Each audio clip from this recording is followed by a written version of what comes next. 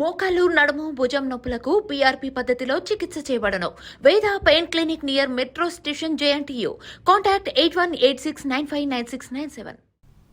మాజీ మంత్రి ముద్రగడ పద్మనాభాన్ని వైసీపీ నేతలు బొత్స సత్యనారాయణ, తోట త్రిమూర్తులు పరామర్శించారు. హైటెక్ సిటీలోని సింధు ఆసుపత్రిలో అనారోగ్యంతో ముద్రగడ చికిత్స పొందుతున్నారు.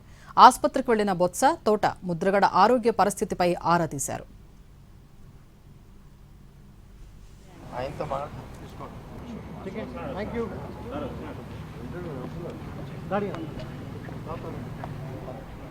ముద్రగడకు డయాలసిస్ జరుగుతోందని తెలిపారు వైసీపీ నేత తోట త్రిమూర్తులు. ఆయన ఆరోగ్యం కుదుటపడుతోందని డాక్టర్లు చెప్పారన్నారు.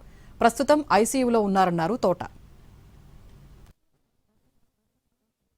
పరిస్థితి ఎలా ఉందనేటువంటిది చూడటానికి అందరం కూడా పెద్దలందరూ బొత్స గారు మేము అందరం కూడా రావడం జరిగింది.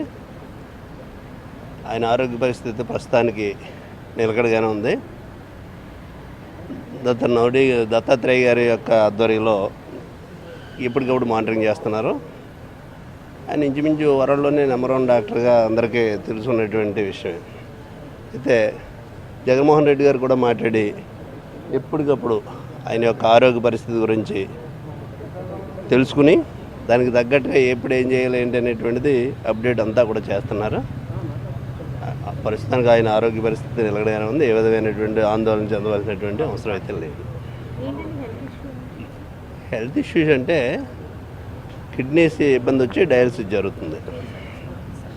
కిడ్నీస్ ప్రాబ్లం ఏదో వచ్చి డయాలసిస్ జరుగుతుంది.